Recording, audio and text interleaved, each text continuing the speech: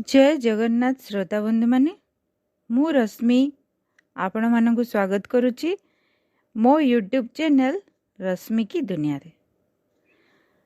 पुण्यश्लोक पंडित गोदावरीश मिश्रଙ୍କ गल्पमाला मध्यरु आज आमे सुनिबा आउ गोटे गल्प जार शीर्षक हेउची प्रगति। आसंतु सुनिबा गल्पटी। रजनी बाबू गोटाए जीवंता शव परी दुआर मुहरे ठिया होइछंदी।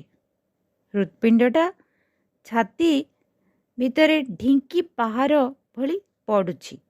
नाकर निश्वास बहुछि सते जेपरी कमारशालार जंत। अथच गोटिए छोटिया प्रश्न, कुआड़े जीव पचारिबाकू पाटी फिटू नहीं। पार्वती दुम दुम होई जाए सगड़े बसी पड़ी कहिला, चाल। गाँ भितरू सड़क को आसिला परे सगड़िया पचारिला, कुआड़ को अड़ेबी सांताणी। पार्वती नागसाप फँ फँ हेला परे उत्तर देले, संगातंक घर को। घंटाए हेला सगड़िया तांको रंगढंग सबू देखी आसीची। से खाई बसु बसु उठी पड़िले। आंचई सारी लोटाटा को फिंगी देले। कबाट गुड़ाक धड़ धाड़ पकाइले, फिटेइले। स्वामी पचारिबारु कथा कहिले नाही। पाखकू आसिबारे तांको हाथ दुईटा छिंचाड़ी देले। सगड़ जोचिबाकू आदेश देवा बेले कौन से पुलिस हाकिम आसामी को डाकिला परी डाकिले। तेणु सगड़िया मध्य गोटे 10 वर्ष रो दागिकी भली भयरे थरी थरी सगड़ आनी दुआर रे ठिया कला। केउठाकू जीवाकू हेबो पचारिबाकू तार छाती पताइला नाही। कारण गाँ भीतर बाहर को जीवाकू हेले तो गोटाए मात्र रास्ता। किंतु समुद्र कूलर बेला प्रदेश भली तार हृदयटा उपरचु परी लहरी मालारे आंदोलित हेउछि। सांताणीक ठारू किछि गोटे सुनिले जाई शांत हब। हेले जाहा सुनिला सेथिरे तार उद्वेग बढ़िला सिना कमिला नाही। से मनकु मन भाबिला, ए पुणी कौन मु विचारिछि बाप घर को जीवे। एमिति तो केते थर खाई पी सगड़ छाड़ीदेले सकाळे कुआ बोबाइला बेलकू जाई पहुँची जाऊ। ए नुआ कथा फेर कौन? ए 1.5 पहर रातिरे यांको संगाते कौन चाही बसिथिबे। खाई पी निदे शोइबेणी। दुआरे डाकी डाकी मोर पाटी सुखिबा सार सिना हेबो। हो गोलामी तो करछि। नेत्रमणि एते रातिरे संगातंकु देखि आश्चर्य होइगले। मुंडरू पुणी ओढ़ना खसी पड़ुछि। बाल मुकुला होई जाइछि। आखि दियोटी मोटर गाड़ीर सामना आलुओ परी दाउ दाउ जळुछि। मुखमंडल को सते अबा गोटाए आग्नेयगिरीर गंभीरता ढांकी रखिछि। नेत्रमणि छाती रे गोटाए पत्थर पड़ीगला। संगातंक आसिबार कारण पचारिबाकू तांकर साहस हेला नाही। पार्वती सेथिपई अपेक्षा मध्य कले नाही। चाहू चाहू 3 खंड चिठी बाहर करी तांको आगरे पकाई दे कहिले, देख तो संगाते इथेरे किए देह धरी रहिबो। मते बंचेइबो तो बंचाओ, नहिले टेलाए महुआरा आनी दियो। मु ए कलंकरू पार होई जाए। नेत्रमणि 3 खंड जाक चिठी ओलटाई पालटाई पढ़िले। कहिले, खंडे तो तुम बाबूंको हाथ लेखा, ବାକି ଏ 2 ଖଣ୍ଡ କାହାର? ନା ନା ତ ଲେଖା ନାହିଁ। ଅଛି ଖାଲି ତୁମର ପ୍ରିୟତମା ୟାଙ୍କ ଚିଠିରେ ତ ମଧ୍ୟ ଖାଲି ପ୍ରିୟେ। ବାବୁଙ୍କୁ ପଚାରିଲେ ନା ନାହିଁ, ସେ କ'ଣ କହିଲେ? ମୁଁ କ'ଣ ତାଙ୍କୁ ଏ କଥା କିଛି କହିଛି ନା? ଚିଠି ଦେଖି ତ ମୋ ଆଖି ଖୁସି ହୋଇଗଲା। ମୋତେ କ'ଣ ବାଟଘାଟ କିଛି ଦିଶିଲା? କେମିତି ଯେ ମୁଁ ତୁମ ଘର ପର୍ଯ୍ୟନ୍ତ ଆସିଛି ମୁଁ ଜାଣେ। ତୁମକୁ ଦେଖିଲା ପରୁ ମୋ ପିଣ୍ଡରେ ଅଧେ ସିନା ଝିଅ ପଶିଲା। ଏବେ ମୋ ବଞ୍ଚିବା ମରିମା ତୁମ ହାତେ ସଙ୍ଗାତେ। ଆଚ୍ଛା, ଚିଠି ଗୁଡ଼ାକ ଥିଲା କେଉଁଠି? ଏ ରହସ୍ୟ ତ କିଛି ବୁଝି ହେଉନାହିଁ।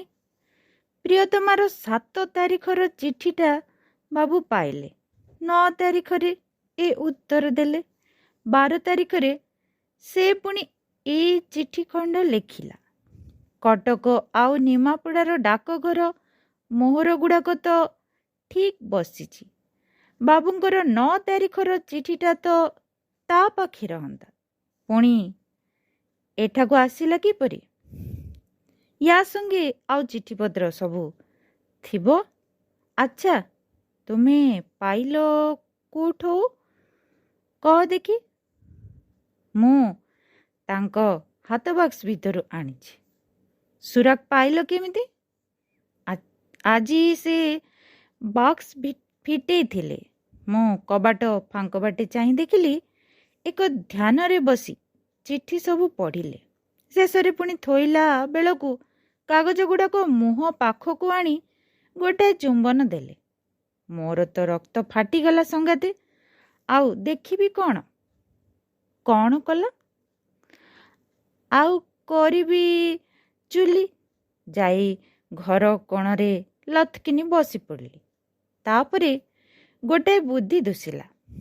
ବାବୁଙ୍କୁ କେତେକ ଜିନିଷ ଆଣିବାକୁ ବଜାରକୁ କଦରରେ ପଠାଇ ଦେଇ ବାକ୍ସଟା ମୁଁ ଖୋଲି ବସିଲି। ଚାବି କ'ଣ ତୁମ ପାଖରେ ଥିଲା? ସେ ଚାବି କ'ଣ ମୋ ପାଖରେ ରହେ? କହ ନାହିଁ ହୀନସ୍ତା। 3 କୋଡ଼ି ଚାବି ଗଳେଇ ଗଳେଇ ଶେଷକୁ ଫିଟେଇଲି ପରା। ବାକ୍ସଟା ଫିଟା ଦେଖିଲେ ସେ ଚିଠି ଗୁଡ଼ାକ ଖୋଜିବେ ନାହିଁ? ନା, ମୁଁ ବାକ୍ସଟା ପୁଣି ବନ୍ଦ କରିଦେଇଛି। ଚିଠିତକ ନେଇ ରାତି ରାତି ବାକ୍ସରେ ରଖିବାକୁ ହେବ। ଆଚ୍ଛା, ସେ ତ ଯାହା ହବ ହବ। ଉପାୟ କ'ଣ କହ ଦେଖି? ନା, 26 ତାରିଖକୁ ସେ କଟକ ଯିବେ। ମାତ୍ର ସଙ୍ଗାତେ, ମୋର କାହିଁକି ମନେ ହେଉଛି ସେ ଥରେ ଗଲେ ଆଉ ଫେରିବେ ନାହିଁ। ଆମ ମଫସଲି ଗୁଡ଼ାକ ସତେ କ'ଣ ଏଡ଼େ ହୀନ? ଏ ସହରୀ ଟୋକିଙ୍କର କି ଆଚରଣ ଏ! ଛି ଛି ଛି! କ'ଣ କରିବା କହ ତ? ମୁଁ ଚିଠି ଗୁଡ଼ାକ ବାବୁଙ୍କୁ ଦେଖାଏ ନାହିଁ। ଉପାୟ ସିନା ସେ କହିବେ, ମୁଁ କ'ଣ ଜାଣେ? ନାଁଟା ମଧ୍ୟ ବାହାର କରିଦେବେ। ଏ ଚିଠିରେ ଯେ ବହୁତ କଥା ଅଛି, ଯହିଁରୁ ଜାଣିବା ଲୋକ ନାଁ ଧରି ନେବ। ପାର୍ବତୀ କଳା ପଡ଼ିଗଲେ ଦେଖି ନେତ୍ରମଣି ପଚାରିଲେ, ସଙ୍ଗାତେ, ମୁହଁ କାହିଁକି ଶୁଖେଇ ଦେଲ? ଉତ୍ତରରେ ପାର୍ବତୀ କହିଲେ, ପୁଣି ସେ ଜାଣିବେ ନା? 4 କାନ ନୋହିବା କଥା ତ 6 କାନ ହେଲାଣି। ଆଉ ସଙ୍ଗାତେ, ଯାହା ହେବାର ହେଉ। ଦୁହିଁଙ୍କ ଭିତରେ ଅନେକ ଯୁକ୍ତି ତର୍କ ପଡ଼ିଲା। କୃଷ୍ଣପକ୍ଷ ଦଶମୀ ଜହ୍ନ ଦିଗ୍ବଳୟରେ ମୁହଁ ଟେକି ଚାହିଁଲା। ସେତେବେଳେ ପୃଥିବୀର କେତେ କେଉଁଠାରେ ନାନା କାର୍ଯ୍ୟରେ ଯବନିକା ପଡ଼ିଲା କି ନାହିଁ କେଜାଣି, ନେତ୍ରମଣିଙ୍କ ଗମ୍ଭୀରି ଘର କଥାବାର୍ତ୍ତାରେ ପଡ଼ିଗଲା। ପାର୍ବତୀ ହଁ ନାହିଁ ଭିତରେ ଗୋଟାଏ ଦୃଢ଼ ନିଷ୍ପତ୍ତି କରି ନ ପାରି କହିଲେ, ସଙ୍ଗାତେ, ଯାହା କରୁଛ କର। ତୁମକୁ କ'ଣ ମୁଁ କଥାରେ ପାରିବି? ମାତ୍ର ମୋ ମନ ହେଉନାହିଁ। ପତି ପରା ଦେବତା, ଏ ତାଙ୍କ ନିନ୍ଦା ଗାଇବା କଥା ନା ଆଉ କ'ଣ? ଶେଷରେ ଏଇଆ କରିବି। ଧରଣୀ ଗରିବ ଘରର ପୁଅ। ତା ପିତା ସାମାନ୍ୟ ଚାଷ କରି ଚଳୁଥିଲେ। ତଥାପି ସେ ପେଟରୁ କାଟି ପୁଅଟିକୁ ମେଟ୍ରିକୁଲେସନ୍ ପର୍ଯ୍ୟନ୍ତ ପଢ଼ାଇଲେ। ଇଚ୍ଛା ଥିଲା ଜମିବାଡ଼ି ବିକି ଭାଙ୍ଗି BA ପାସ୍ କରାଇବେ। ଥାନାର 4 ନମ୍ବର ୟୁନିୟନରେ କେବେ ନୋହିଥିବା କଥା ଘଟାଇବେ। କିନ୍ତୁ ବିଧାତା ପାଞ୍ଚ ଆଗେ ମନୁଷ୍ୟ ବିଚାରର ସ୍ଥାନ କାହିଁ? ଆଉ 4 ଘଣ୍ଟା ରୋଗ ଶଯ୍ୟାରେ ପଡ଼ି ରହି ଯମଦୂତଙ୍କ ଟଣା ଓଟରା ଏଡ଼ି ପାରିଥିଲେ ସେ ପୁଅର ମେଟ୍ରିକୁଲେସନ୍ ପରୀକ୍ଷା ଫଳ ଶୁଣି ବିରସ ମୁହଁରେ ହୁଏତ କାଣିଚାଏ ହସ ଲୁଚାଇ ଆଖି ବୁଜିଥାନ୍ତେ। ତା ହୋଇପାରିଲା ନାହିଁ। ବାପାଙ୍କ ଅନ୍ତେ ଧରଣୀ ପାଠ ପଢ଼ାପଢ଼ିର ଆଶା ଛାଡ଼ି ବ୍ୟବସାୟ ଧରିଲା। ରଜନୀ ଯେଉଁଦିନ କଲେଜରେ ନାମ ଲେଖାଇବାକୁ କଟକ ବାହାରିଲା, ତାକୁ କହିଲା, ଆମେ ଦିଏ ଗୋଟାଏ ଡାଳର 2ଟା କଢ଼ି ବାହାରିଥିଲେ ଦିଏ ଏକାଠି ଫୁଟିଥାନ୍ତେ। ନ ହେଲେ ହେଲା, ଏବେ ତୁ ଏକା 2ଟା ଫୁଲରେ ବାସରେ ଏ ଜିଲ୍ଲାଟାକୁ ମହକେଇ ଦେଇ ପାରିଲେ ମୋର ଭାରି ଆନନ୍ଦ ହେବ। ରଜନୀ ବାବୁ MA ପରୀକ୍ଷା ଦେଇ ଫଳକୁ ଅପେକ୍ଷା କରି ଘରେ ଅଛନ୍ତି। ଧରଣୀ ବାବୁ ବ୍ୟବସାୟରେ ପଲ୍ଲୀଗ୍ରାମକୁ ଚାହିଁ ଭଲ ରୋଜଗାର କରୁଛନ୍ତି। ଦୁହିଁଙ୍କ ଭିତରେ ପିଲାଦିନର ସୌହାର୍ଦ୍ଦ୍ୟ ବୟସ ସଙ୍ଗେ ଜମାଟ ବାନ୍ଧି ଚାଲିଛି। ଦୁହେଁ ଧରାଧରି ହୋଇ ବିଭା ହୋଇଛନ୍ତି। ଚଟାଣ ପାଖେ ପରସ୍ପର ସହିତ ବନ୍ଧା ହୋଇଥିବା କାନ୍ଥ ଦୁଇଟି ଯେପରି ଛାତ ପାଖେ ପୁଣି ଥରେ ବନ୍ଧାବନ୍ଧି ହୋଇ ରହନ୍ତି, ଦୁହିଁଙ୍କର ଭାର୍ଯ୍ୟ ମଧ୍ୟ ସେହିପରି ସଙ୍ଗାତ ବସିଛନ୍ତି।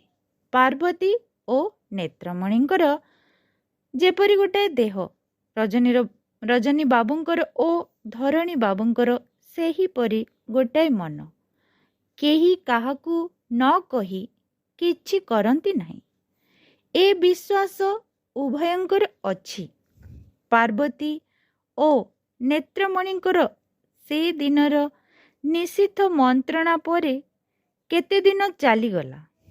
23 ତାରିଖ ସକାଳୁ ଧରଣୀବାବୁ ରଜନୀବାବୁଙ୍କ ଘରକୁ ଯାଇ କହିଲେ, ଭାଇ, କ'ଣ ପରାମର୍ଶ ଦେଇଛୁ ଯେ ଦେ।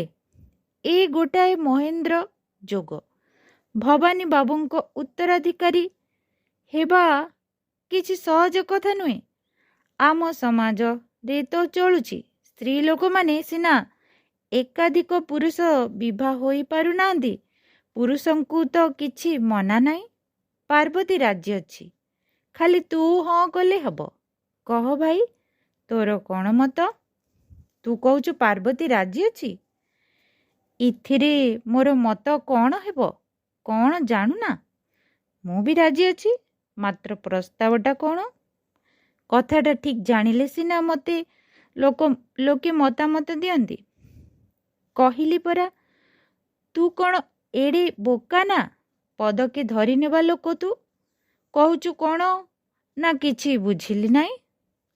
ନିତାନ୍ତ ନ ବୁଝିଲି ନୁହେଁ, ବୁଝିଲି ଯେ କଟକ ସହରଟା ମହାନଦୀ ଓ କାଠ ଯୋଡ଼ି ଦୁହିଁକି ବିଭା ହୋଇପାରେ, ମାତ୍ର ମହାନଦୀ କଟକ ଓ ବାଲେଶ୍ୱର ଦୁହିଁକି ବିଭା ହୋଇ ପାରିବ ନାହିଁ।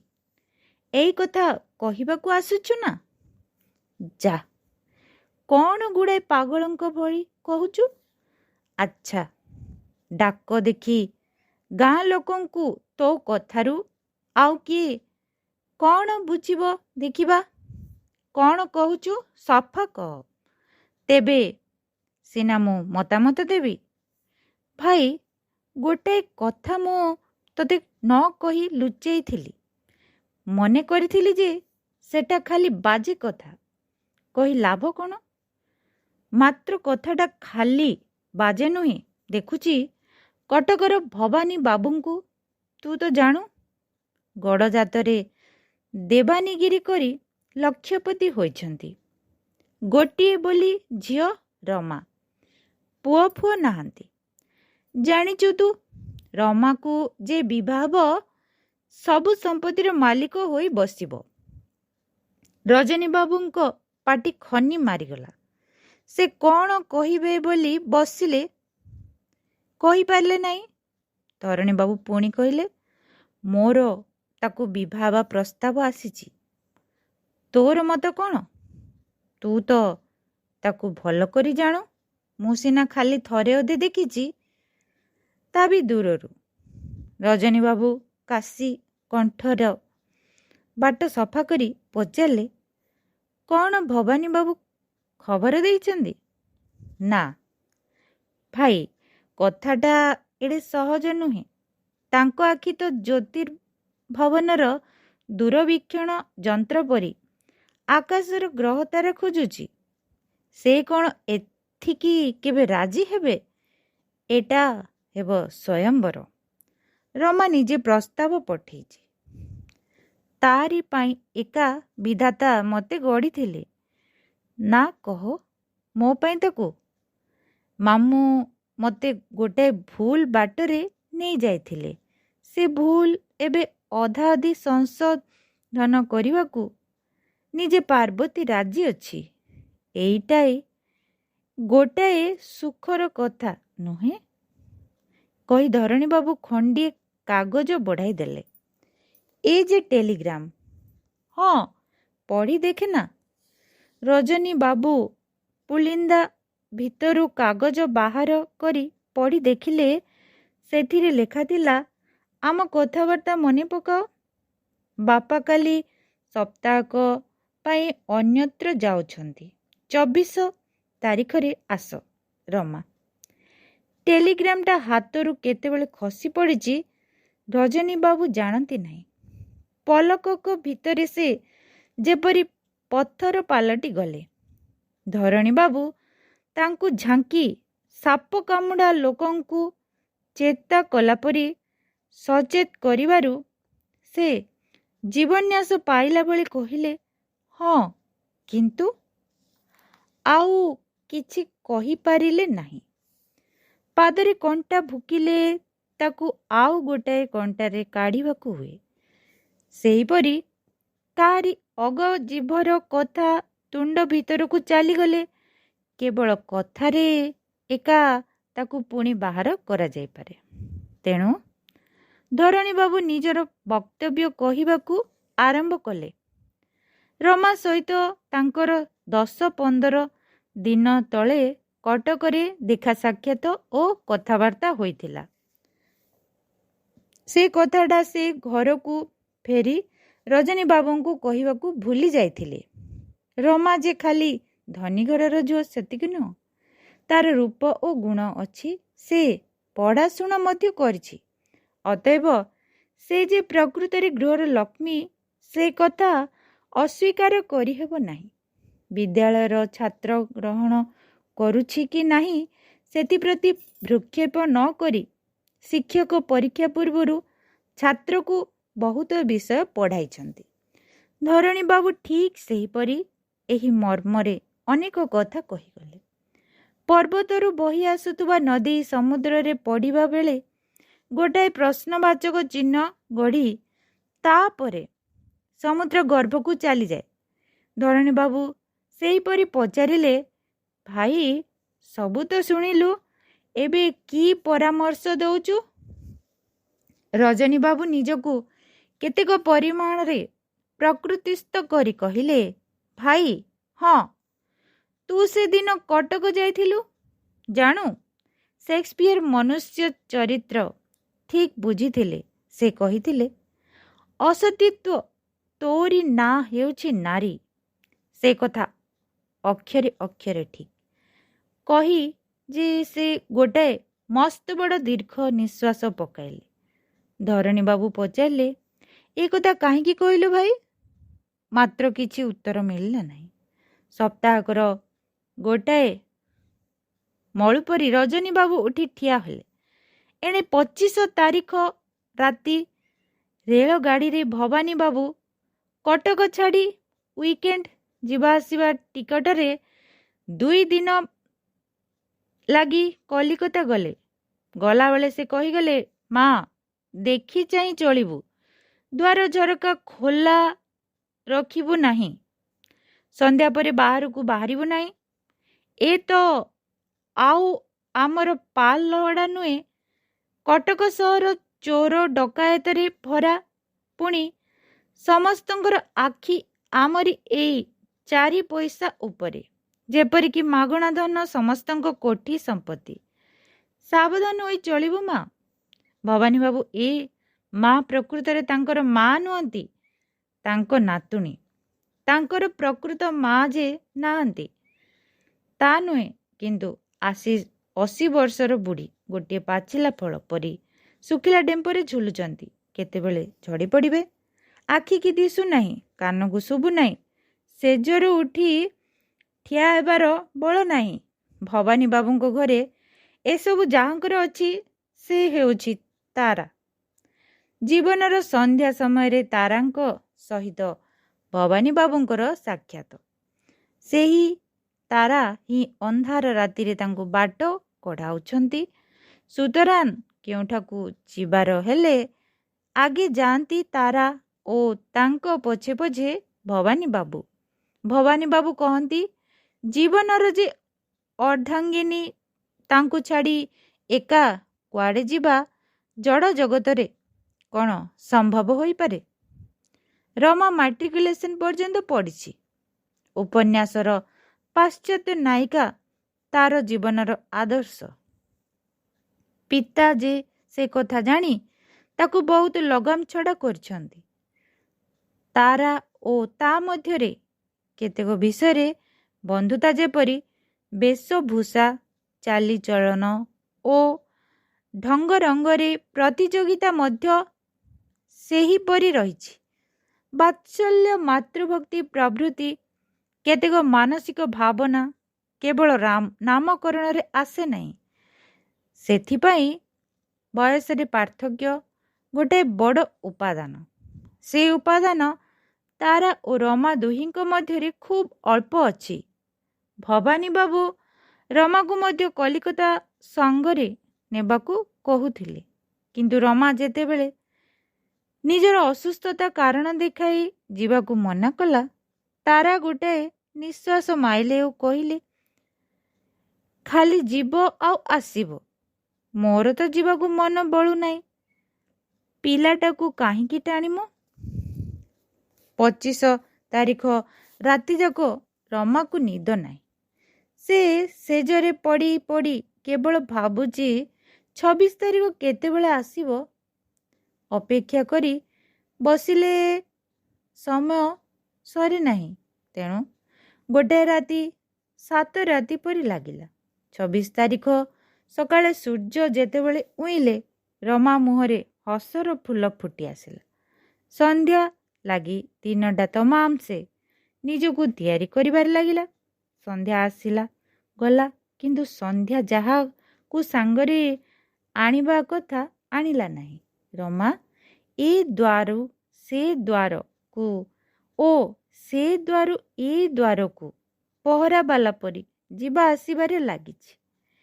ଅତିଥି କେଉଁ ଦ୍ୱାର ପାଖେ ଆସି ପହଞ୍ଚିବେ ନ ଜାଣି ବାପାଙ୍କ କହିବା କଥା ପାଶୋରି ଦେଇ ସବୁ ଦ୍ୱାର ଖୋଲା ରଖିଛି। ମନର ଉଦ୍ବେଗ କ୍ଷଣକୁ କ୍ଷଣ ବୃଦ୍ଧି ପାଉଛି। ନୈରାଶ୍ୟ ଯେତେ ବଢ଼ୁଛି, ଆଶା ସେତିକି ସେତିକି ପ୍ରବଳ ହୋଇ ଉଠୁଛି।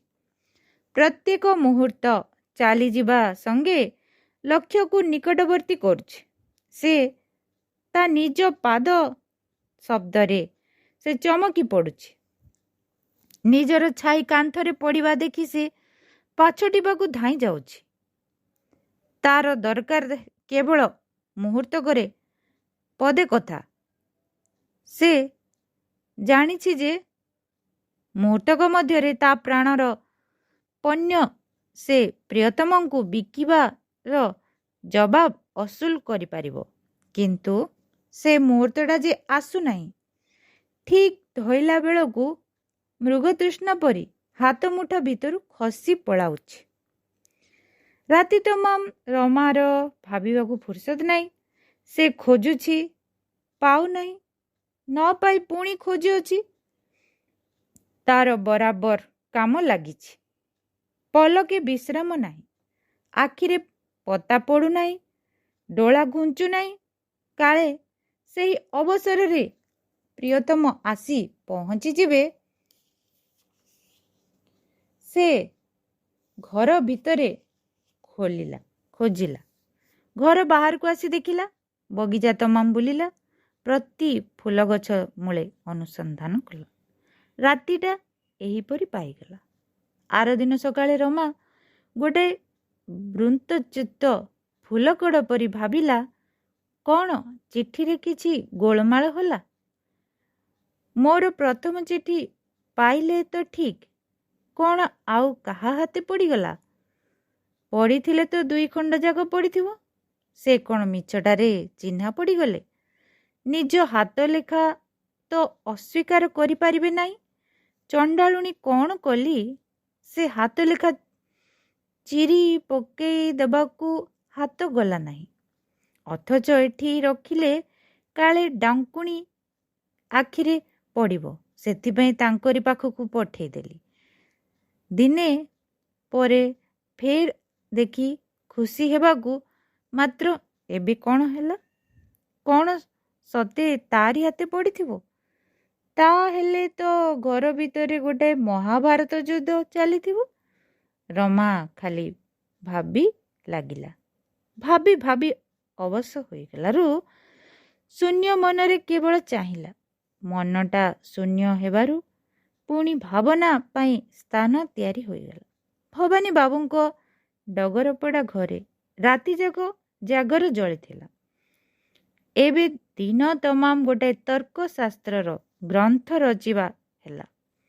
ମାତ୍ର ସବୁ ଗୋଟାଏ ମନୁଷ୍ୟ ଦେହରେ ଚାଖଣ୍ଡେ ଜାଗା ଭିତରେ ଲୁଚି ରହିଲା। କେହି କିଛି ତାର ପତା ପାଇଲେ ନାହିଁ। ଚାକର ଚାକରାଣୀ ମନକୁ ମନ ଭାବିଲେ, ଅପା ସାଆନ୍ତାଣୀ ବାପ ମାଆଙ୍କୁ କେଡ଼େ ଝୁରି ହେଉଛନ୍ତି ମ। ବହୁତ ଦିନ ଚାଲିଗଲା। ରଜନୀବାବୁ ସରକାରୀ କାର୍ଯ୍ୟରେ ଗସ୍ତରେ ଆସି ଫେରୁଛନ୍ତି। ଅଧା ପେଣ୍ଟ ଉପରକୁ ଛାତି ଖୋଲା କୁର୍ତ୍ତା ରହିଛି। ବେକରେ ଗଳା ବନ୍ଧନ ଡୋରି ଶୋଭା ପାଉଛି। ପାଖରେ ବିଲାତି ଟୋପି ଥୁଆ ହୋଇଛି। ସେ ହାତରେ ଖଣ୍ଡିଏ ସୌଖିନ ବେତ ଧରିଛନ୍ତି। ପାଟିରେ ଶିଶିରି ବଜାଇ ମନେ ମନେ ଗୋଟାଏ ଗୀତ ଗାଇବାରେ ଲାଗିଛନ୍ତି। ସମଗ୍ର 2ୟ ଶ୍ରେଣୀ ଡବାଟା ଯାକ ସେ ଏକା, ଆଉ ଜଣେ କେହି ନାହିଁ। ଉପରେ ବିଜୁଳି ପଙ୍ଖା ଘିର ଘିର ବୁଲୁଛି ଏବଂ ବାହାରର ଥଣ୍ଡା ପବନ ସହିତ ପ୍ରତିଯୋଗିତା କରିବାରେ ଲାଗିଛି। ଡବାକୁ ଆଲୋକିତ କରି 3 ପାଖେ 3ଟା ବିଜୁଳି ବତୀ ଜଳୁଛି। ହଠାତ୍ ଧଡ଼ ଧଡ଼ ଶୁଭିଲା। ଅନ୍ୟ ଯାତ୍ରୀ ପଶି ଆସିଲେ। ପାଟି ଶୁଭିଲା, କିରେ ରଜନୀ ନା କ'ଣ? କୁଆଡ଼େ ଯିବୁ? ରଜନୀବାବୁ ଉତ୍ତର ଦେଲେ, କଟକ। ତୁ କୁଆଡ଼େ ଯିବୁ? ବିଷ୍ଣୁ। ଆଉ ଜଣକୁ ସାଙ୍ଗରେ ଆଣିଛୁ ଯେ। ବେଶ ବେଶ ବେଶ। ଆଉ ଭୋଜିକି ଡାକିଲୁ ନାହିଁ? ଏଡ଼େ ସ୍ୱାର୍ଥପର ନା? ଆଚ୍ଛା ଭାଇ, ସେ କଥା ପରେ ହେବ। ଏ ମୋର ସ୍ତ୍ରୀ ରମା। ଏ ହେଉଛି ରଜନୀ, ମୋର ପିଲାଦିନର ବନ୍ଧୁ। ରଜନୀ, ତୁ ଥା, ମୁଁ ଯାଇ ଟିକଟ କିଣି ଆଣେ। ଆମେ ଆସି ପହଞ୍ଚିଲୁ, ଗାଡ଼ି ବି ଆସିଲା। ଆଚ୍ଛା, ମୁଁ ଯାଏ ଭାଇ, ଆଉ ଡେରି କରିବି ନାହିଁ। ଏଠି ଗାଡ଼ିଟା ଅଳ୍ପ ସମୟ ରହେ। ବିଷ୍ଣୁବାବୁ ତଳକୁ ଡେଇଁପଡ଼ି ଚାଲିଗଲେ। ରଜନୀ ବାବୁ ଝରକା ବାଟେ ମୁହଁ କାଢ଼ି ବାହାରିକି ଚାହିଁ ରହିଲେ। ରମା ଆରପାଖି ଆସନରେ ବିଷ୍ଣୁବାବୁଙ୍କର ଗୋଟାଏ ମାଲ ଗଣ୍ଠିଲା ପରି ନିର୍ଜୀବ ଭାବରେ ବସି ରହିଲା। ଷ୍ଟେସନର ଘଣ୍ଟା ବାଜିଲା। ଗାଡ଼ି ଶିଶିରି ବଜାଇଲା। ଇଞ୍ଜିନ୍ ସିଟି ଦେଲା। ତଥାପି ବିଷ୍ଣୁବାବୁ ଆସିଲେ ନାହିଁ। ରମା ଆଉ ରହିପାରିଲା ନାହିଁ। ଉଠି ଠିଆ ହୋଇ କହିଲା, ଏ କ'ଣ? ଗାଡ଼ି ଛାଡ଼ିଦେବ? ସେ ଯେ ଆସିଲେ ନାହିଁ। ଗାଡ଼ି ଚାଲିଲା। ତେଣେ ବିଷ୍ଣୁବାବୁ ହାତରେ ଟିକଟ ଧରି ଉର୍ଦ୍ଧ୍ୱ ଶ୍ୱାସରେ ଲସର ଫସର ହୋଇ ପ୍ଲାଟଫର୍ମରେ ଧାଇଁବାକୁ ଲାଗିଲେ। ରଜନୀବାବୁ ଚିତ୍କାର କରି କହିଲେ, ବିଷ୍ଣୁ, ଆଉ ଗୋଟାଏ ଡବାରେ ବସିଯା। ଏତେ ବାଟ ଆସିପାରିବୁ ନାହିଁ। ତୋ ମାଲପତ୍ର ମୋ ମାରଫତରେ ଠିକ୍ ରହିବ ଯେ? କ୍ଷଣକ ପରେ ସେ ପୁଣି କହିଲେ, ଓଃ ବସିଗଲା। ତାପରେ ସେ ଗୋଟାଏ ଦୀର୍ଘ ନିଶ୍ୱାସ ଛାଡ଼ି ମୁହଁ ବୁଲାଇ ବସିଲେ। ରମା ହୁଏତ କିଛି କଥାବାର୍ତ୍ତା କହିନଥାନ୍ତା। ଘରର ପରଦାସୀନ ବୋହୂଟି ପରି ମୁଣ୍ଡରେ ଓଢ଼ଣା ଦେଇ ତୁନି ହୋଇ ବସିଥାନ୍ତା। ମାତ୍ର ଏପରି ଗୋଟାଏ ପରିସ୍ଥିତିରେ ପଡ଼ି ପାଟି ଫିଟାଇବାକୁ ବାଧ୍ୟ ହେଲା। ସେ ପଚାରିଲା, ଠିକ୍ ଗାଡ଼ିରେ ବସିଲେ ଆପଣ ଦେଖିଛନ୍ତି? ଉତ୍ତର ପାଇ ସେ ନିଜ ସ୍ଥାନରେ ଯାଇ ପୁଣି ବସିଲା। ନଦୀର ବନ୍ୟା ଯେତେବେଳେ ପ୍ରବଳ ହେଲେ ମଧ୍ୟ କୂଳର ବନ୍ଧ ଦେହରେ ଯାଇ ପିଟି ସିନା ହୁଏ, ତାକୁ ଭାଙ୍ଗି ପାରେ ନାହିଁ। କିନ୍ତୁ ବନ୍ଧରେ ଗୋଟାଏ ସାମାନ୍ୟ ଜଳା ଫିଟାଇ ଦେଇ ବସିଲେ କେତେଟା ମୁହୂର୍ତ୍ତ ଭିତରେ ବନ୍ଧ ଭୁଷୁଡ଼ି ଭାଙ୍ଗି ପଡ଼ିଯାଏ ଏବଂ ସେ ଘାଇ ବାଟେ ଗୋଟାଏ ନଦୀ ବୋହିବାକୁ ଲାଗେ। ରଜନୀବାବୁ ତାଙ୍କ ସହଯାତ୍ରୀ ସହିତ କଥାବାର୍ତ୍ତା ହୁଏତ କେତେବେଳେ ଏକା ବେଳକେ ହୋଇପାରି ନଥାନ୍ତେ। ମାତ୍ର ରମାର ପ୍ରଶ୍ନ ଓ ତାଙ୍କ ନିଜ ଉତ୍ତର କଥାବାର୍ତ୍ତା ପାଇଁ ଗୋଟାଏ ରାସ୍ତା ଫିଟାଇ ଦେଇଛି। ତାର ସୁବିଧା ନେଇ ରଜନୀବାବୁ ବିଷ୍ଣୁବାବୁଙ୍କ ସହିତ ନିଜର ପିଲାକାଳ ବନ୍ଧୁତା କଥା କହି ବସିଲେ। ତାଙ୍କର ଅନେକ ପ୍ରଶଂସା ବିଷୟରେ କହିଲେ। କ୍ରମେ ଦୁହିଁଙ୍କ ଭିତରେ ନିତାନ୍ତ ଘନିଷ୍ଠ ବନ୍ଧୁ ଦୁଇ ବନ୍ଧୁଙ୍କ କଥାବାର୍ତ୍ତା ପରି ଚାଲିଲା। ମାଦ୍ରାଜ ଡାକଗାଡ଼ି ଯାଜପୁର ରୋଡ଼ ଛାଡ଼ି ଚାଲିଛି। ଏକାବେଳକେ କଟକରେ ଯାଇ ଠିଆ ହେବ। ଡାକଗାଡ଼ି ଯେତେ ବେଗରେ ଚାଲେ, ଆଜି ତାଠାରୁ ବେଶୀ ବେଗରେ ଚାଲୁଛି ବୋଲି ଦୁହେଁ ଅନୁଭବ କରୁଛନ୍ତି ଏବଂ ଏ କଥା ଯେତେ ବେଶୀ ଅନୁଭବ କରୁଛନ୍ତି ସେତିକି ଛଟପଟ ହେଉଛନ୍ତି। ଶୁଖିଲା ଚଷୁକୁଟା କଥାବାର୍ତ୍ତାରେ କାହାରି ମନ ନାହିଁ। ଦୁହେଁ ନିଜ ନିଜ ବାଟରେ ବରାବର ଚେଷ୍ଟା କରୁଛନ୍ତି କିପରି ତା ଭିତରୁ କଣିକାଏ ଖୁଦ ବାହାର କରିନେବେ। କେତେକ ସମୟ ପରେ ରଜନୀବାବୁ କହିଲେ, ଏଟା ବିରୂପା ପୋଲ। ତେବେ ତ କଟକ ହୋଇଗଲା। ଆଚ୍ଛା ରଜନୀବାବୁ, ଆପଣ ଥରେ ମୋର ଗୋଟାଏ ଚିଠି ପାଇଥିଲେ? ଗୋଟାଏ ନୁହେଁ, ଦୁଇଟା। ପ୍ରଥମଟା କଥା ତ ମୁଁ ଜାଣେ, ଦ୍ୱିତୀୟଟା ପାଇଲେ ଅଥଚ ଉତ୍ତର ଦେଲେ ନାହିଁ। ମୋତେ ବଡ଼ ଘଣ୍ଟାଇଲେ। ମୁଁ ତାର ଉତ୍ତର ପରେ ଦେବି। ତା ଆଗରୁ ଗୋଟାଏ ପ୍ରଶ୍ନ ପଚାରେ, ତୁମେ ଧରଣୀକୁ ଚିହ୍ନିଛ? କୋଉ ଧରଣୀ? କିଏ ସେ? ଘର କୋଉଠି ତାର? ତୁମେ ତାକୁ ଗଲା ବର୍ଷ ମାର୍ଚ୍ଚ ମାସରେ ଟେଲିଗ୍ରାମ କରିଥିଲ ନା? କଟକରେ ତା ସାଙ୍ଗେ ଦେଖା ହେବା ପରେ? ନା, ମୁଁ ତ ଚିହ୍ନେ ନା, ଆଉ ଟେଲିଗ୍ରାମ କଲି କିପରି? ଆପଣ କ'ଣ ଭୁଲ ବୁଝିଛନ୍ତି? ମୁଁ କୌଣସି ଧରଣୀକୁ କେବେ ଦେଖି ନାହିଁ ତ। ତେବେ? ତାପରେ ଦୁହେଁ କିଏ କି ପ୍ରଶ୍ନ ପରସ୍ପରକୁ ପଚାରିବେ ଭାବି ଠିକ୍ କରିପାରିଲେ ନାହିଁ। ଉଭୟ ଦେଖିଲେ ଯେ ଉଭୟଙ୍କ ମୁହଁ କଳା ପଡ଼ିଯାଇଛି। ଉଭୟଙ୍କ ପାଟି ଶୁଖି କଥା ବାହାରୁ ନାହିଁ। ମହାନଦୀ ପୋଲ କେତେବେଳେ ଆରମ୍ଭ ହୋଇ ସରିଲା କେହି ବୁଝିପାରିଲେ ନାହିଁ। ତାପରେ ଗାଡ଼ି ସ୍ଥିର ନ ହେଉଣୁ କଟକ ଷ୍ଟେସନରେ ଶୁଣାଗଲା କୁଲି କୁଲି। ରଜନୀବାବୁ 2 ଦିନର ଛୁଟିରେ ଘରକୁ ଆସିଛନ୍ତି। ସେ MA ପାସ୍ କରିପାରିଲେ ନାହିଁ ଅବଶ୍ୟ, କିନ୍ତୁ BA ପାସ୍ କରିବା ବଳରେ ଇନକମ୍ ଟିକସ ବିଭାଗରେ ଇନ୍ସପେକ୍ଟର କାର୍ଯ୍ୟ ପାଇଛନ୍ତି। ସେ ଯେଉଁଆଡ଼େ ଯାଇଛନ୍ତି ପଛରେ ଗଣ୍ଡା ଗଣ୍ଡା ଧନୀ ଲୋକ ଗୋଡ଼ାଉଛନ୍ତି। ବ୍ୟବସାୟୀ, ମହାଜନ, ସାହୁକାର, ଜମିଦାର ସମସ୍ତଙ୍କ ଭିତରେ ତାଙ୍କର ଖୁବ୍ ପୂଜା ଅର୍ଚ୍ଚନା ଚାଲିଛି। ଗାଁରେ ଇଟା 2 ଭାଟି ପୋଡ଼ା ହେଉଛି, କୋଠାଘର ତିଆରି ହେବ। ଘରକୁ ଆସିଲେ ତାଙ୍କର ନାନା ବ୍ୟବସ୍ଥା ବୁଝିବାର ଅଛି। ସବୁ ପଛକୁ ପକାଇ ସେ ପ୍ରଥମେ ଧରଣୀ ବାବୁଙ୍କ ସହିତ କଥାବାର୍ତ୍ତା କରି ବସିଲେ। ପଚାରିଲେ, ଧରଣୀ, ତୁ ଯେ ଗଲା ବର୍ଷ ମୋତେ ଗୋଟାଏ ଟେଲିଗ୍ରାମ ଦେଖାଇଥିଲୁ, ତୋର ମନେ ଅଛି? ଅଛି। ସେଟା କ'ଣ ଗୋଟାଏ ଭୁଲିଯିବା କଥା ନା କ'ଣ? ମାତ୍ର ତୁ ଜାଣୁ ସେଟା ଗୋଟାଏ ମିଛ ଟେଲିଗ୍ରାମ। ମୋଠୁ କ'ଣ କିଏ ବେଶୀ ଜାଣେ ସେ କଥା? ମିଛରେ ସେପରି ଗୋଟାଏ ଟେଲିଗ୍ରାମ ଦେଖାଇବାର କାରଣ? ତାପରେ ରମା ସହିତ ତୋର ବିବାହ ପ୍ରସ୍ତାବ ତ କିଛି ନଥିଲା। ସେ ଯେ କଟକର ଓକିଲ ବିଷ୍ଣୁକୁ ବିବାହ ହୋଇଛି, ତୁ ସେ କଥା ଜାଣିଥିବୁ। ବିବାହ ପ୍ରସ୍ତାବ ମୋ ସହିତ ନଥିଲା, ଥିଲା ତୋ ସହିତ।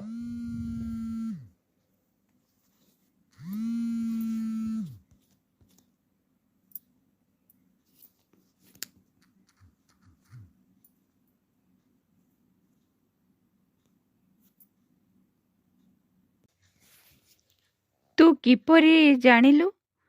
ଚିଠିପତ୍ର ସବୁ ତ ମୋ ବାକ୍ସ ଭିତରେ ତାଲା ବନ୍ଦ ହୋଇଥିଲା। ଏବେ ବି ହୁଏତ ପଡ଼ିଥିବ। ସେହି ଦିନଠୁ ମୋ ମନ ଯେ ଛି ହୋଇଗଲା। ମୁଁ କ'ଣ ଆଉ ତାକୁ ଦେଖିଛି ନା ଖୋଜିଛି? ତୁ କ'ଣ ସେଠି ବିବାହ ହୋଇଥାନ୍ତୁ? କେଜାଣି କ'ଣ ହୋଇଥାନ୍ତା। ଏ ଇଂରେଜୀ ବିଦ୍ୟାର ଗୋଟାଏ ସମ୍ମୋହନୀ ଶକ୍ତି ଅଛି, ପଢ଼ିଲେ ମୁଣ୍ଡ ବୁଲି ଯାଉଛି। ମୁଁ ସେଟାକୁ କଟକରେ 2 ଥର ଦେଖିଥିଲି। ସେତେବେଳେ ମୁଁ କଲେଜରେ BA ପଢ଼ୁଥିଲି, ସେ ପଢ଼ୁଥିଲା ସ୍କୁଲରେ। ମୋତେ ତ ଏଠି ବିବାହ କରିଦେଲ ସମସ୍ତେ ଧରାବନ୍ଦି କରି। ମାତ୍ର ମୋ ମନଟା ଥିଲା ସେଠି। ଏକେ ସହରୀର ବେଶଭୂଷାର ଗୋଟାଏ ମାଧୁରୀ ଅଛି। ପୁଣି ଇଂରାଜୀରେ 2 ପଦ କଥାଭାଷା ହୋଇଗଲେ ମନେ ହୁଏ ଯେପରି ହୃଦୟ ସହିତ ହୃଦୟର ଆଚ୍ଛେଦ୍ୟ ମିଳନ ହୋଇଯାଏ। ଓଃ, ଭାଷାଟାର କି ପ୍ରବଳ ଶକ୍ତି! ତା ତୁଳନାରେ କି ଓଡ଼ିଆ, କି ସଂସ୍କୃତ, ସବୁ ବଡ଼ ଶୁଷ୍କ ନୀରସ। ଭାଇ, ଦେଖୁଛି ତୁମ ପଣ୍ଡିତ ଗୁଡ଼ାକର ମିଳନର ସୂତ୍ର ହେଲା ଇଂରାଜୀ ଭାଷା। ହଁ, ସେଲି, ବାଇରନ୍, କିଟ୍ସ ପଢ଼ୁଥିବ। ଉପନ୍ୟାସରେ ଜୀବନଟା ରସାଣିତ କରୁଛ। କାହିଁକି ନ ହେବ? ଆଚ୍ଛା, ବିବାହ ହୋଇଥିଲେ କ'ଣ ହୋଇଥାନ୍ତା ଆଜି? ମୁଁ ଗୋଟିଏ ବିଷ୍ଣୁ ବନିଥାନ୍ତି ଭାଇ। ଓ, ସେଦିନ କଟକ ଷ୍ଟେସନରେ ଯାହା ଦେଖିଲି, କାହିଁକି ନିକଟ ଆଗରୁ କିଣା ନ ହେଲା ବୋଲି ଭାବିଛ ପରାଭବ କଲା? ମୂଷାଟି ପରି ଠିଆଟା ହୋଇ ସେ ବିଷ୍ଣୁ ସବୁ ସହିଲା। ମୁଁ ତ କେବେ ପାରନ୍ତି ନାହିଁ। ରଜନୀବାବୁ ସେଦିନର ଘଟଣା ଗୋଟି ଗୋଟି କରି ଜଣେ ସିଦ୍ଧ କଣ୍ଠ କଥକ ପରି ଧରଣୀ ବାବୁଙ୍କୁ ଆଗରେ ବର୍ଣ୍ଣନା କରିଗଲେ। ଦୁହିଁଙ୍କ ଭିତରେ ଅନେକ କଥାବାର୍ତ୍ତା ପଡ଼ିଲା। ସେହି କଥାବାର୍ତ୍ତା ସ୍ଥାନରେ 2 ପହରିଆ ଭାତଖିଆ ଏବଂ ଉପରଓଳିର ଚା ପିଆ ହେଲା। ବାକ୍ସ ଭିତରୁ ଚିଠି ଖୋଜା ହୋଇ ଆସିଲା। ଚିଠିଗୁଡ଼ାକ ହାତରେ ଧରି ରଜନୀବାବୁ କହିଲେ, ଏଇ ସ୍ତ୍ରୀ ଜାତିଟା ପାଖେ ମୁଣ୍ଡ ନୁଆଁଇ ରହିବାକୁ ହେବ। ଦେଖୁଛି ଭାଇ, ଯେମିତି ଥିଲା ଠିକ୍ ସେମିତି ଆଣି ରଖିଦେଇଛି। ମୁଁ ଦେଖିଲେ କାହିଁକି ଜାଣନ୍ତି ଯେ ମଝିରେ ଏତେ କାଣ୍ଡ ଘଟିଯାଇଛି। ହେଲେ ତାର ତତେ ଦେଖେଇବାକୁ ଇଚ୍ଛା ନଥିଲା ନା? ନା, ନେତ୍ରମଣି ତାଠୁ ଛଡ଼େଇ ନେଇ ସିନା ମୋତେ ଦେଖେଇଦେଲା। ନୋହିଲେ କ'ଣ ମୁଁ କିଛି ଜାଣିଥାନ୍ତି? ଆଉ କହୁନ, ନୋହିଲେ କ'ଣ ତୁ ଏ ଫାନ୍ଦରେ ପଡ଼ିନଥାନ୍ତୁ? ଏଇ ଗୁଣଟା ମୁଁ ଭାରି ପସନ୍ଦ କରେ। ଭାଇ, ଯେତେ ଯାହା ହଉ ସ୍ୱାମୀର ମର୍ଯ୍ୟାଦା ତ ରଖିବାକୁ ହେବ। ପାର୍ବତୀର ସେଇଟା ଅଛି। ନୋହିଲେ କ'ଣ ମାଗଣା ପାର୍ବତୀ ହିମାଳୟର ଝିଅ? 2 ବନ୍ଧୁ କୌତୁକରେ ଚିଠିଗୁଡ଼ାକ ପଢ଼ି ବସିଲେ। ରମାର ପ୍ରଥମ ଚିଠିରେ ଥିଲା ଯେ ରଜନୀବାବୁଙ୍କ ଛଡ଼ା ସେ ଜୀବନରେ ଆଉ କାହାକୁ ଚାହେଁ ନାହିଁ ଏବଂ ତାଙ୍କ ପରି ଉଚ୍ଚଶିକ୍ଷିତ ବ୍ୟକ୍ତି ଗୋଟାଏ ମଫସଲିଆ ବାଳିକାର ହାତ ଧରିବା ଗୋବର ଗଦାରେ ଗୋଲାପ ଫୁଲ ପୋତିବା ସଙ୍ଗେ ସମାନ। ଏହା ହିଁ ଖଡ଼ା ବଡ଼ି ଥୋଡ଼ ଓ ଥୋଡ଼ ବଡ଼ି ଖଡ଼ା ହୋଇ ଚିଠିର 4 ପୃଷ୍ଠା ପୂର୍ଣ୍ଣ କରିଥିଲା। ରଜନୀ ବାବୁ ତାଙ୍କ ଉତ୍ତରରେ ସମ୍ମତି ଜଣାଇଥିଲେ। ସୁତରାଂ ଦ୍ୱିତୀୟ ପତ୍ର ଆସିଥିଲା। ସେଥିରେ ଲେଖାଯାଇଥିଲା ଯେ ମାର୍ଚ୍ଚ ମାସର 26 ତାରିଖରେ ଭବାନୀ ବାବୁ କଟକରେ ନଥିବେ ଏବଂ ତାଙ୍କ ଅନୁପସ୍ଥିତିରେ ଦୁହିଁଙ୍କ ମଧ୍ୟରେ ବାଗଦାନ ହୋଇଯିବ। ତେଣୁ ସେଦିନ ସନ୍ଧ୍ୟାକୁ ଭବାନୀ ବାବୁଙ୍କ ଘରକୁ ଯିବାକୁ ରଜନୀ ବାବୁଙ୍କୁ ନିମନ୍ତ୍ରଣ କରାଯାଇଥିଲା। ଚିଠି ପଢ଼ି ଉଭୟ ବନ୍ଧୁ ବହୁତ ହସିଲେ। ଶେଷରେ ଧରଣୀ ବାବୁ କହିଲେ, ମୋତେ କ'ଣ କମ୍ ଭୋଗେଇଛି ସେ ରମା? ଯୋଡ଼ା ଯୋଡ଼ି ଚିଠି, ଅଥଚ ନା ଗାଁ କିଛି ନାହିଁ, ତଥା ତଥ୍ୟ ବାହାର କରିବାକୁ ମୋତେ କଟକରେ 3 ଦିନ 3 ରାତି ଲାଗିଗଲା। 100 ଖଣ୍ଡ ଟଙ୍କା ମଧ୍ୟ ଠକ୍ କରି ପାଣି ପରି ବୋହି ଯାଇଥିବ। ମୋଠୁ ଫେର ଆଦାୟ କରିନେବୁ ନା କ'ଣ? 100 ଖର୍ଚ୍ଚ କରି ମୁଁ ତ ଏବେ ଲକ୍ଷେ ପାଇଛି ରଜନୀ, ନୋହିଲେ କି ମଫତ ବ୍ୟବସାୟୀ। କାହାଣୀ ଏଠି ସମାପ୍ତି ହେଲା। ଧନ୍ୟବାଦ ଶ୍ରୋତା ବନ୍ଧୁମାନେ। ମୁଁ ରଶ୍ମି ଏତିକିରେ ବିଦାୟ ନେଉଛି। ଧନ୍ୟବାଦ।